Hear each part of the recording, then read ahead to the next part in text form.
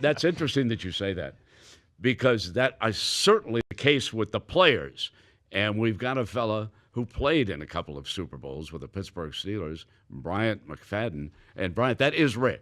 When you come to the day before, the players say, oh, come on, let's get the ball in the air, right? Yeah, you're ready to go, right? It's literally been 2 weeks. When you talk about the off week, and then, of course, the week of at the Super Bowl site. So as from the player standpoint, we're just ready to play the football game and ready to go out and try to hoist the sticky Lombardi.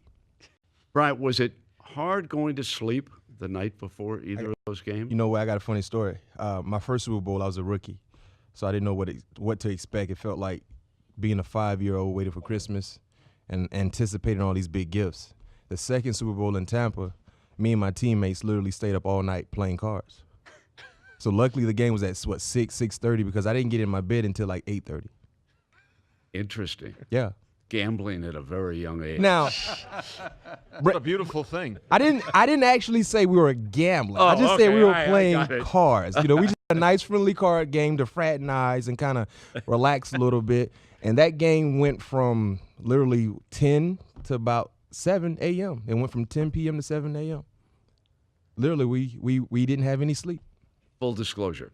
Yes. One night in college, we were in a poker game, and I was due to take a final exam in Russian. Missed the final exam, flunked the course, but I won a couple of bucks. But I think you made the best decision. Standing right here at the South Point, having a casino built for me when I returned straight right in. You were right, Brian. It worked out how it's supposed to. Bryant, were you ever called for pass interference at a Super Bowl? You know what? Good. No. I was able to dodge that bullet.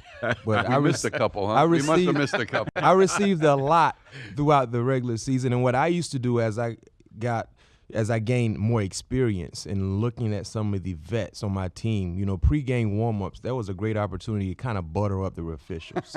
Hey, Mr. Official, number 61, you looking pretty good today. How your family doing? I don't even know your family, but I'm asking. And make sure you watch out for the number 81. He tends to push off a little bit. Give me one if you can. Throw me a bone. And he's not. Okay, and Bryant, as I was coming in, I heard you on the air with Mitch Moss and Paulie Howard, and you, my friend, you like the Eagles. You think they've got a chance to win this football game. Yeah, I like the Eagles. When you throw out my bias, me not liking the Pats, but just looking at the dynamics of this ball game. A Steeler who doesn't like a Patriot? I know, I mean, right? how can that possibly be? Exactly. It's a crazy world. It's a crazy world. But just looking at the dynamics of this ball game and looking at the past Super Bowls that we've seen the Patriots struggle in, they have the same recipe as being a team that can get the ability to put pressure on Tom with 4 guys led by Fletcher Cox. And also, too, they have that me against the world mentality. We had that same mentality in 2005. We felt like everybody was against us. Granted, we were a 6 seed, but they're playing with their backup quarterback, right? So they should be extremely relaxed. And we've seen the Patriots struggle in the first quarter of Super Bowls, in the first half of Super Bowls. If they're able to really get momentum and get a nice lead, substantial lead on the Pats, I don't see what we saw last year happening, clearly, with this defense that they have, especially the depth they have on the defensive line. But they're going to get worked. They'll get worked from the Eagles side. Interestingly enough, they won't get worked from Belichick's side. Quick question to Mike. How do you explain what we saw in the AFC Championship game when the referee – he looked like he was celebrating with the New England Patriots? I know we all saw this on every social media site where he was smiling or laughing. Now, I know you've been in those situations what before. What you do is you call Clete Blakeman and say, "You idiot! What are you doing? Don't if Brady was walking by him, it's one thing to say, hey, good game, but to go from behind and kind of chuck him in after a scoring play, by the way. Oh yeah, it's like a little bit over the top. I get that, but it's that's not good. They had to work against some of those receivers. They were two pretty good. I am so glad that Terrell Owens is finally going into the Hall of Fame. Yeah, I think we all believe it's long overdue based on his ability to be consistent. And also, too, what about Randy Moss? I think Randy Moss is a guy that many felt like he was on that, he was straddling the fence. Would he get in? Would he not get in? I think based on Randy now being an analyst for ESPN showed a different personality that a lot of fans were more liking to him based on what he was able to display throughout his professional career. I thought. Welcome back to the 52 Special Preview Show. Here's Brent and his guys in the desert, only on the Vegas Stats and Information Network and SiriusXM Channel 204. Well, Amal, you've got a fellow next to you who's very experienced for the Super Bowl, Bryant McFadden. Yeah, two-time Super Bowl champion with the Pittsburgh Steelers. Bryant, one of the things from the prop betting standpoint, will the first pass be a completion? From your perspective, as a defensive player, is it a little bit easier on the nerves because defensive players are reactionary? On the offense, it takes a little bit of time maybe to get adjusted into the flow. How long did it take you your first time out there to kind of like, hey, okay, this is just another football game? For me, it took about 3 or 4 series. Wow. Okay. Defensive series. And for me, it was difficult because it was my rookie year. And I was playing in the game I dreamed about. And before I knew it, I was actually in the Super Bowl. And all the lights were on us. And when you're playing in the secondary, that little mistake could be a huge mistake, and everybody's watching. And what I don't understand about Super Bowl games, especially the first series or so, if I'm an offensive coach, offensive play caller, I'm going to be extremely aggressive because as a former defensive back, I'm a bit passive. I want to get into the flow of the game. And therefore, I probably will be a little more at ease as far as allowing easy completions. So to talk about that prop bet, you said it was what? Well, first pass is going to be a completion successfully by Brady and by Foles. I think they're both like minus $2 and $2.50. Yeah, I would take that because based on knowing how defensive backs think in that type of ball game, because you don't want to be that defensive back, that corner, that safety. Early in the ball game, you allow a big play to happen. So you know what? I'd rather allow you to catch the easier pass, the 10-yard outs, the stop routes, and come up and gather. Now I can get in the flow of the ball game instead of being extremely aggressive because even though a play may happen in the first quarter, that could be the difference in you winning or losing that ball game late in the fourth. So whatever you do in the first quarter, especially the first few series, when you watch the game, watch the flow of the defensive backs, how aggressive they are, because this is a different ball game than week 2. I can afford to be extremely aggressive in week 2. We still got 15 more ball games. Well, 14 more ball games. This is it. So I have to be extremely cautious in how I jump into the flow of the game, especially early. Changing gears a little bit, your former teammate, James Harrison, in the Super Bowl for the Patriots. Obviously, you had a ton of animosity when you guys played against the Patriots. Do you find yourself as a former player rooting for your friend? You probably know players on both sides. So how do you view this game just from a non-betting standpoint? I'm sure you got some prop bets that you've taken yourself that you like. But overall, in terms of when you're looking at individual players, are you pulling for anyone? Oh, no question. James Harrison, the guy with a lot of nicknames. We used to call him Debo from the movie Friday. He was a big bully. We used to also call him Silverback. You know, Silverback gorillas have their own cage in the zoo. You couldn't put him with the other gorillas. So, he had a lot of different nicknames. Deserving. So when you look at him, you're like, okay, I can see why they called him Silverback. Well, I root for him. No love lost. I feel like he did what was best for him and his family. I'm happy for him to be able to participate in another ball game. You better watch out. I mean, he's going to have an impact in this ball game. And I consider James at this age in his career to be the ultimate closer.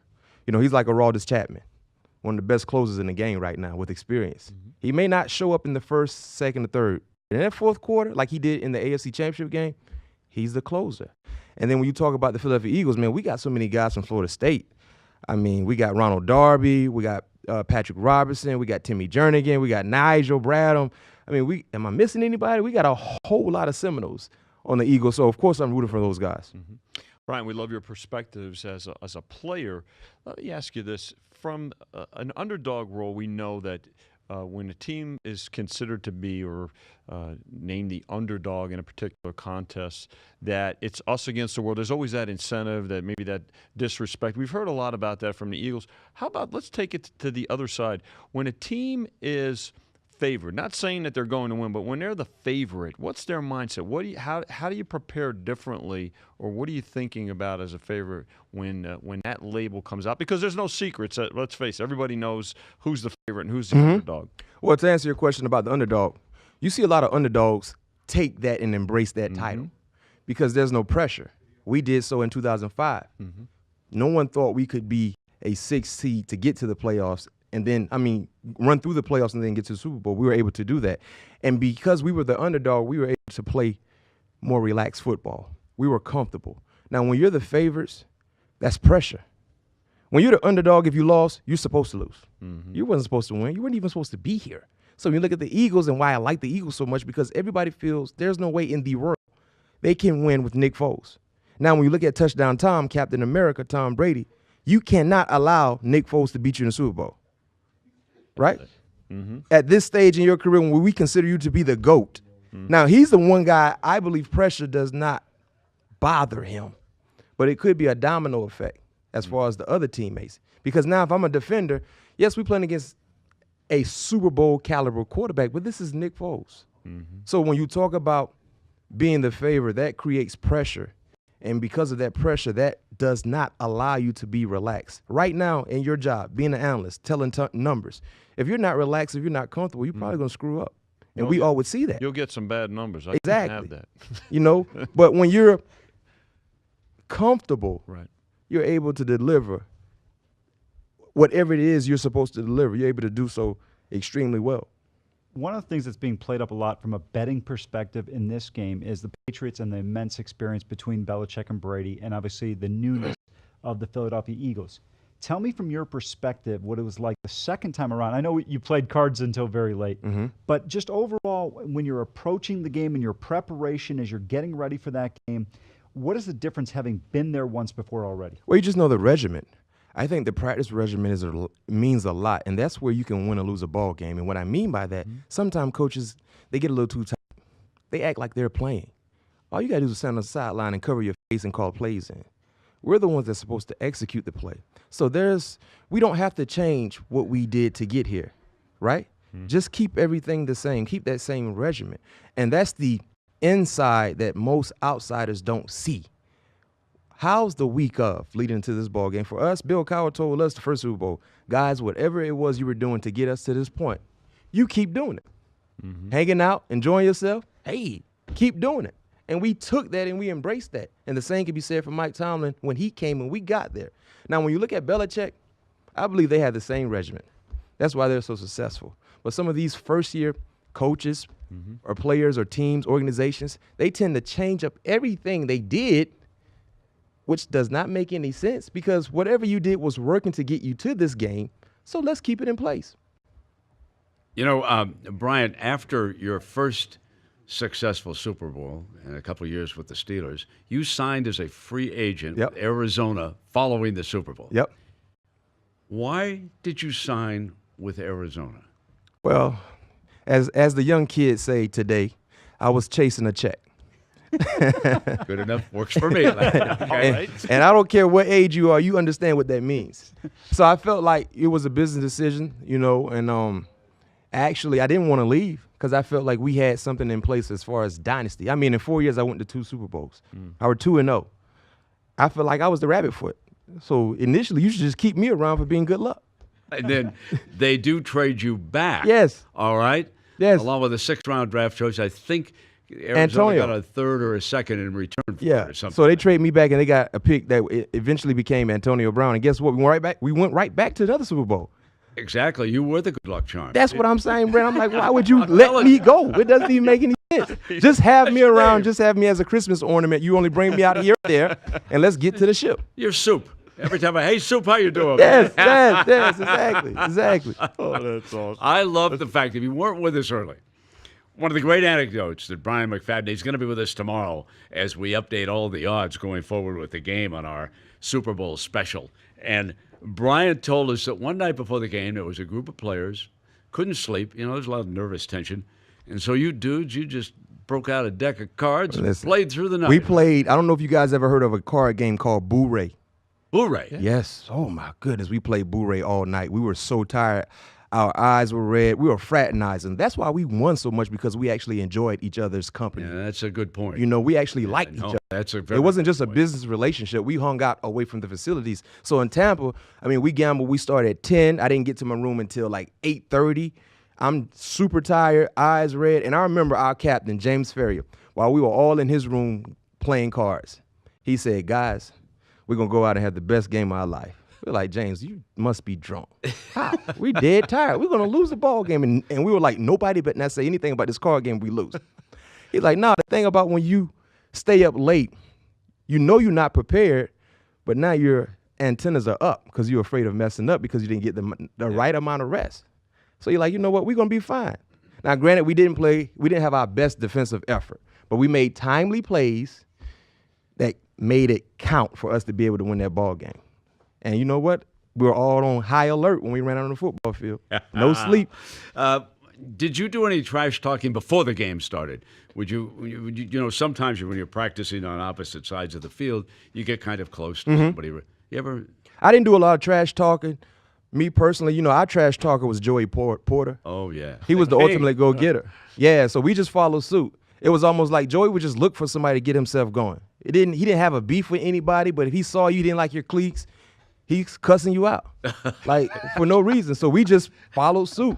You know, we whatever he said, we were backing Joey. So you're like, Joey, you don't like such and such. You remember Stevenson? the Yeah, tight end? sure. Poor Stevenson. I mean, Joey just picked him up because he felt like he was soft, and he was like, you know, he's soft. Who would you want to have in the alley with you, me or him? Like, okay, Stevenson's the guy. Brian McFadden with stories of Super Bowls past. Going to be with us for our special tomorrow. In-game wagering will be the feature. So if you get a little tired of some of those commercials over there, come on, snip on over, and we'll update. Vinny will be right here. Vinny, what are the latest numbers before we go to this break? New England 4.5 presently, Brent. The total hold